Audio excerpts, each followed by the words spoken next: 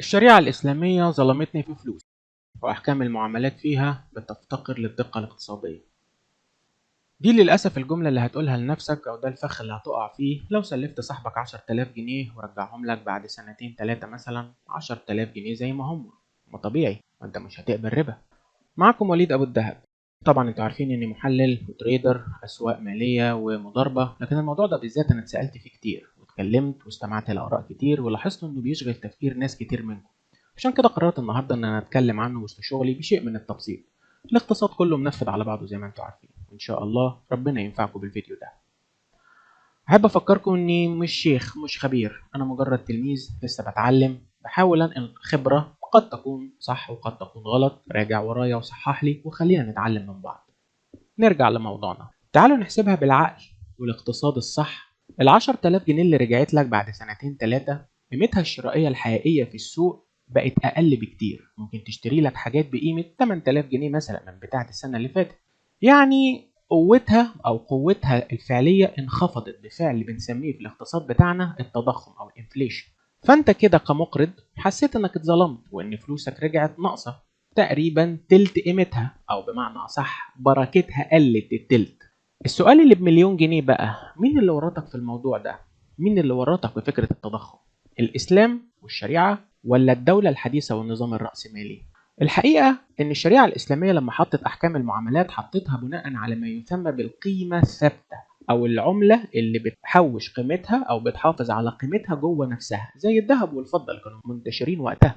لكن الدولة الحديثة والنظام الرأسمالي ما عجبهمش الكلام ده، وتحديدا سنة 1971 لما حصلت الصدمة الكبيرة لما أمريكا لغت النظام الخاص بالغطاء النقدي للذهب اللي هو الجولد ستاندرد، وبدأت الدول تطبع ورق ملون ملوش أي قيمة جوهرية، وده اللي بنسميه دلوقتي النقد الإلزامي أو الفيات ماني، اللي هي الفلوس اللي احنا بنتعامل بيها دلوقتي. يعني بالبلدي كده، السيستم المالي الحديث بيطبع ورق كتير بدون إنتاج حقيقي، فبيخفف قيمة الفلوس زي ما تاجر اللبن كده بيخففه بالمية، لونه أبيض فيه جزء من الفايدة بس مش الفايدة كلها. فأنت بتعمل إيه؟ بتروح تهاجم أحكام الشريعة. لا يا صاحبي، روح حل مشكلتك مع النظام النقدي الحديث مش مع الدين. طيب، ولما الاختراع الورقي ده بيسبب لنا التضخم وتآكل في الفلوس، الحل ايه؟ ما سلفش الناس مثلا؟ ما لعبش اللعبة دي خالص؟ ما فكرش في فكرة الاقتراض والإقراض؟ لا، الحل ان نرجع للأصل، للقيمة الثابتة اللي هو ذهب وفضة مثلا. لو انت بتسلف حد مبلغ، لو المدة هتكون طويلة سنة أو اتنين، العرف السائد والدين برضو بيقول إن المقترض هيرجع لك نفس الورقة اللي خدها منك. لو خد جنيه هيرجعه جنيه، خد ريال هيرجعه ريال، خد دولار هيرجعه دولار. ويبقى أنت خسران القيمة بتاعته اللي هي بيطلق عليها اسم القيمة الزمنية للمال، التايم فاليو اوف ماني. عشان كده الحل القانوني والاقتصادي الصح انك مثلا تسلف ذهب وتسترد ذهب. قيس ال 10,000 جنيه دول يعملوا كام جرام ذهب من عيار 21، وقول له انا مسلفك كذا جرام، ترجعهم لي بعد سنة 2 3 المتفق عليها. كده انت حافظت على تعبك وفلوسك وحميت قوتك الشرائية، وخرجت بره لعبة التضخم وبره شبهة الربا. برضه في ناس بتلعب لعبة تانية أشبه بيها، بتبدل الورق الملون ده، بدل الورقة الملونة اللي اسمها جنيه ممكن يقول لك أنا هسلفك دولار، خد يا سيدي 100 دولار ورجعهم لي 100 دولار. يبقى قللت شوية، قد أكون قللت شوية برضه عشان كلامي يكون دقيق، على أساس إن العملة ورقة ملونة منهم أضعف من ورقة تانية، فتأثير التضخم عليها ممكن يكون أقل شوية، فحاولت أحافظ على فكرة القيمة.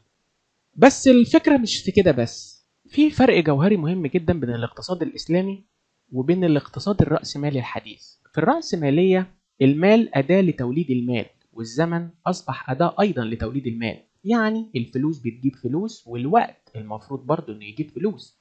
ساعات بنسمع في الأفلام الأجنبي يقول لك time is money my friend، يعني القرض لازم يجيب فايدة وبزنس. لكن في الدين الإسلامي القرض مش أداة استثمارية للأفراد. لو عايز تستثمر وتكسب، مكانك في حاجة اسمها المشاركة والمرابحة، يعني تخش مع صاحبك ده في مشروع وتتحملوا مع بعض الربح والخسارة. إنما القرض في تعريفه هو أداة تكافلية اجتماعية بهدف فك الكرب، وطالما الراجل ضامن إنه يرجع لك فلوسك، فالدين جرد القرض من العائد المادي ونقله للعائد التعبدي اللي هو خلاه تجارة مع الله. النبي صلى الله عليه وسلم بيقول في الحديث الصحيح اللي رواه ابن ماجه: ما من مسلم يقرض مسلما قرضا مرتين إلا كان كصدقتها مرة. يعني ليك كأجر صدقة نص الفلوس دي. فكر بعقلية التاجر مش بعقلية المتدين. لو اتصدقت ب 500 جنيه الفلوس راحت، طبعا هي ما راحتش، انا اقصد انها اتصرفت يعني، بس ما عند الله خير وابقى، بس انت خدت ثوابها. لكن لو اقرضت واحد 10000 جنيه انت خدت الشطر، خدت ثواب التصدق بال 5000، وفي نفس الوقت فلوسك رجعت لك 10000 تاني كاملة، بغض النظر عن فكرة القيمة، فرجعوا جيبك تاني وخدت ثواب. طب لو الراجل ده اتعثر في السداد وجي وقتها وقلت له خد راحتك يا سيدي مفيش مشكلة نصبر عليك، النبي صلى الله عليه وسلم برضو بيقول: من أنظر معسرا فله بكل يوم مثله صدقة قبل أن يحل الدين، قبل ما يجي معاك، فإذا حل الدين فأنظره فله بكل يوم مثله صدقة، يعني له مرتين صدقة على قد الفلوس دي. رواه أحمد وصححه الألباني. يعني العداد شغال، ثواب وصدقات على كل يوم تأجيل. ما تنسوش تراجعوا ورايا الأحاديث برضو قد أكون مخطئ. الخلاصة يا جماعة، السيستم الورقي الحديث والنظام الرأسمالي أقنعنا إن العلاقات لازم تكون بيزنس ومصلحة، ونسانا فكرة التراحم وفك الكروبات، الفكرة الاجتماعية وفكرة التكافل.